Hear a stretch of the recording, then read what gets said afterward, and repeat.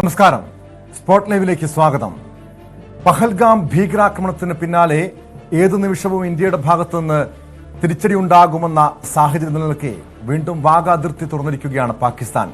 അതേസമയം ഇന്ത്യ സൈനിക അഭ്യാസങ്ങൾ സജീവമായി തുടരുകയാണ്.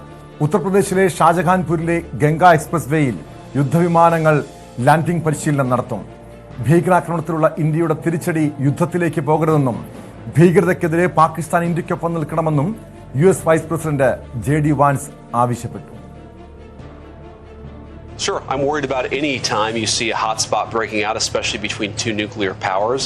We've obviously been in close contact with our friends in India and Pakistan. Our hope here is that India responds to this terrorist attack in a way that doesn't lead to a broader regional conflict. And we hope, frankly, that Pakistan, to the extent that they're responsible, cooperates with India to make sure that the terrorists, sometimes operating in their territory, are hunted down and dealt with. That's how we hope this unfolds. We're obviously in close contact. We'll see what happens. അതിനിടെ ഇന്ത്യക്കെതിരെ പ്രകോപന പ്രസംഗം തുടരുകയാണ് പാക് മുൻ വിദേശകാര്യമന്ത്രി ബിലാവൽ ഭൂട്ടോ. സിന്ധു നദി തങ്ങളുടേതാണെന്നും പാകിസ്ഥാന്റെ തലയിൽ ഭീകരവാദം കെട്ടിവെച്ച് മോദി സിന്ധു നദിയെ തട്ടിയെടുക്കാൻ ശ്രമിക്കുകയാണെന്നും ബിലാവൽ ഭൂട്ടോ ആരോപിച്ചു. मोदी ने अब सिंधु पे हमला किया है. हम मिल बैठ के साथ होके अपना सिंधु का आवाज मुल्क के अंदर उठाते हैं. आप हमारे साथ खड़े होंगे और इस सिंधु को मोदी के खतरे से दफा करें. We saw terrorist attack every other day. The Pakistani government, the Pakistani agents are not in league with. They're in fact combating such terrorist element. Manu Bharat ചേരുന്നുണ്ട് വിവരങ്ങളുമായി. മനു, ഇന്ത്യ സൈനിക അഭ്യാസങ്ങൾ സജീവമായി തുടരുന്നു. പാകിസ്ഥാനും ഒരു യുദ്ധത്തിന് സജ്ജരാണ് എന്ന രീതിയിൽ നിൽക്കുന്നു. എന്താണ് അതിർത്തിയിലെ സാഹചര്യം? ടോം, അതിർത്തിയിൽ സംഘർഷാവസ്ഥ ശക്തമായി തന്നെ തുടരുകയാണ്. ഏതായാലും സൈനിക അഭ്യാസങ്ങൾ ഇന്ത്യ വളരെ സജീവമാക്കിയിരിക്കുന്നു എന്നാണ് ഇതിൽ നിന്ന് വ്യക്തമാക്കുന്നത്. ഇപ്പോൾ ഈ ഉത്തർപ്രദേശിലെ ഷാജഹാൻപൂരിൽ ആണ് ഇപ്പോൾ സൈനിക അഭ്യാസങ്ങൾക്കായി രാജ്യം തയ്യാറെടുക്കുന്നത്. അവിടെ ഈ എക്സ്പ്രസ് ഹൈവേയിൽ 8 വരി എക്സ്പ്രസ് ഹൈവേയിൽ അടിയന്തരമായി ഇത്തരം യുദ്ധവിമാനങ്ങൾ ഇറക്കാൻ കഴിയുമോ എന്ന പരിശോധനകൾ നടക്കുന്നു. പ്രത്യേകിച്ച് നമ്മുടെ Su-30 MKI വിമാനങ്ങൾ, അതുപോലെ മിറാജ് 2000 വിമാനങ്ങൾ തുടങ്ങിയ വിമാനങ്ങളെ ഇത്തരത്തിൽ ഈ ഗാൻജറ്റിക് അല്ലെങ്കിൽ ഗംഗ എക്സ്പ്രസ് വേയിൽ ഇറക്കാൻ കഴിയുമോ എന്ന വലിയ പരിശോധനയാണ് നടക്കുന്നത്. അത് 2-3 തരത്തിൽ വളരെ നിർണായകമാണ്. ഒന്ന്, ഈ അടിയന്തര സാഹചര്യത്തിൽ എങ്ങനെ അത് ഒരു വ്യോമതാവളത്തിൻ്റെ ബദലായി അത് ഉപയോഗിക്കാം എന്നത് ഒരു വശത്ത് പരീക്ഷിക്കുന്നു. ഇന്ത്യയെ സംബന്ധിച്ചിടത്തോളം 1000-ലധികം കിലോമീറ്റർ വരുന്ന ഈ എക്സ്പ്രസ് വേ എന്നത് 2 ഘട്ടങ്ങളിലായി പൂർത്തിയാക്കാൻ പദ്ധതിയിട്ട ഒരു ബൃഹത് പദ്ധതിയാണ്. സ്വാഭാവികമായും അതിൻ്റെ ക്ഷമത എത്രമാത്രമുണ്ട് എന്ന് പരിശോധിക്കാൻ കഴിയും. ഒപ്പം ഇങ്ങനെ അടിയന്തര സാഹചര്യങ്ങളിൽ 8 വരി പാത എങ്ങനെ ഒരു വ്യോമാഭ്യാസത്തിന് ഉപയോഗിക്കാൻ കഴിയും എന്നതിനെ സംബന്ധിച്ചുള്ള പരിശോധനകൾ നടക്കുകയാണ്. ഏതായാലും ഇത് രാജ്യത്തെ സംബന്ധിച്ചിടത്തോളം വളരെ സുപ്രധാനമാണ്. നാവികസേനയും സമാനമായ രീതിയിൽ ഈ അറബിക്കടലിൽ അവരുടെ സൈനിക അഭ്യാസങ്ങൾ നടത്തുന്നു. സേനാ വിഭാഗങ്ങൾ എല്ലാ അർത്ഥത്തിലും സജ്ജമാണ് എന്ന സന്ദേശങ്ങൾ നൽകുന്നു.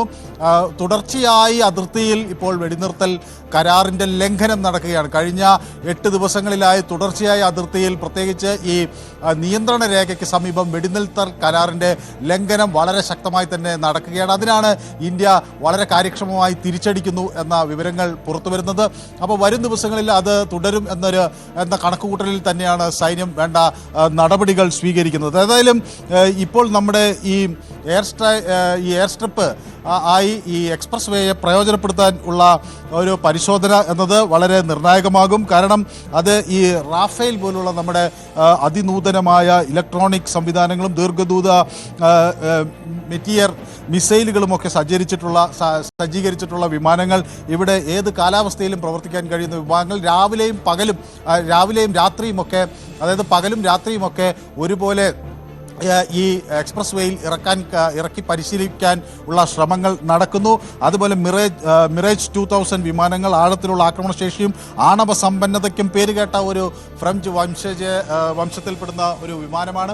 സ്വാഭാവികമായും ഇത്തരം വിമാനങ്ങൾ ഏത് തരത്തിൽ അവിടെ ഉപയോഗിക്കാൻ കഴിയും എന്നതിനെ സംബന്ധിച്ചുള്ള പരിശോധനകൾ നടക്കുന്നു. ഇത് 3.5 കിലോമീറ്റർ ദൈർഘ്യമുള്ള ഒരു എക്സ്പ്രസ് വേ ആണ്. അപ്പോൾ ഇവിടെയാണ് ഈ 24 മണിക്കൂർ സൈനിക പ്രവർത്തനത്തിന് ഈ എക്സ്പ്രസ് വേ ഉപയോഗിക്കാൻ കഴിയുമോ എന്ന് ഉള്ള പരിശോധന നടക്കുന്നത്. അതിൻ്റെ ഭാഗമായി 250 CCTV ദൃശ്യങ്ങൾ വെച്ച് അത് നിരീക്ഷിക്കാനുള്ള ഒരു നടപടി കൂടി സ്വീകരിച്ചിട്ടുണ്ട്.